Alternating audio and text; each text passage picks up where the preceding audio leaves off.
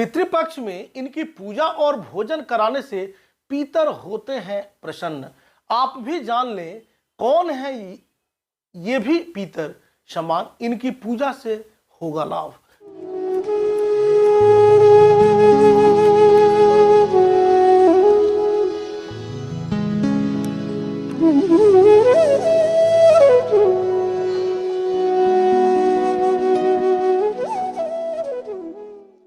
नमस्कार, मैं हूं डॉक्टर श्रीपति त्रिपाठी।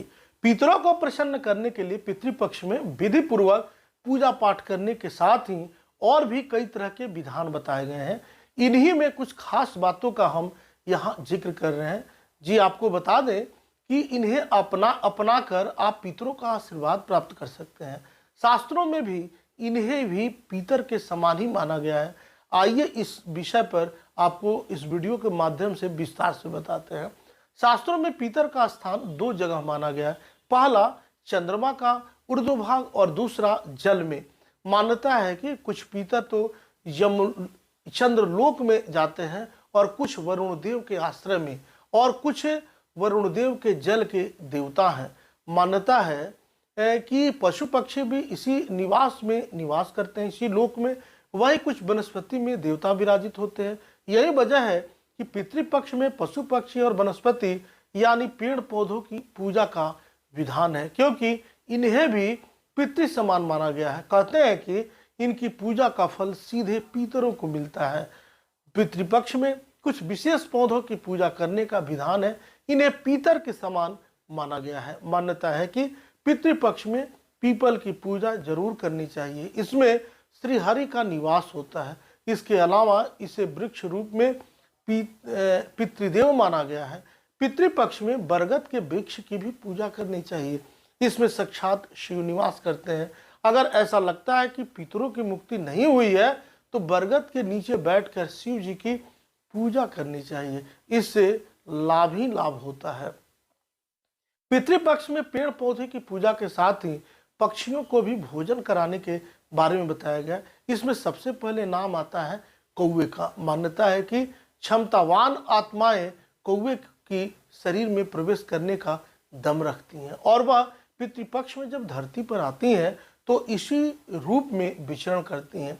इसीलिए कौवे को पितृ के समान माना गया है और इन्हें पितृपक्ष में भोजन कराया जाता है।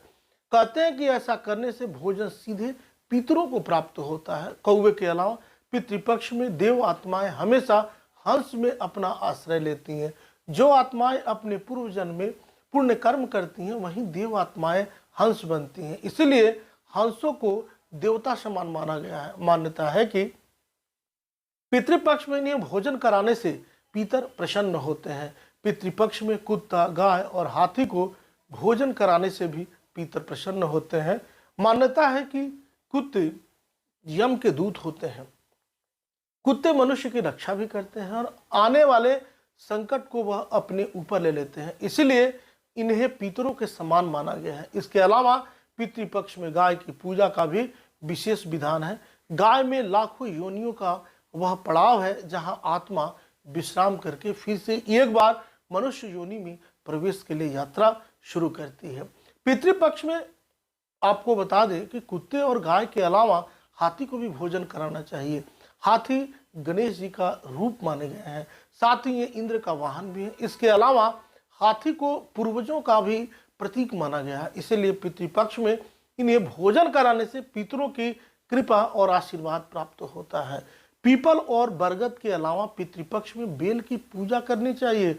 मान्यता है कि अगर पितृपक्ष में बेल का पौधा लगाया जाए तो इससे पितरों की आत्मा को शांति मिलती है। अमावस्या के दिन शिव जी को बेलपत्र और गंगा जल अर्पित करने से पितरों को मुक्ति मिलती है। पितृपक्ष में तुलसी, शमी, अशोक और शमी का पौधा लगाना चाहिए। अगर पहले से ये पौधे लगा रखे हों तो इनकी नियमित रूप से पूजा करें ताकि आपको पितरों का आशीर्वाद जो मिल सके। अभी तक आपने यह चैनल सब्सक्राइब नहीं किया है तो सब्सक्राइब करें, शेयर करें और कमेंट्स करें। तब तक के लिए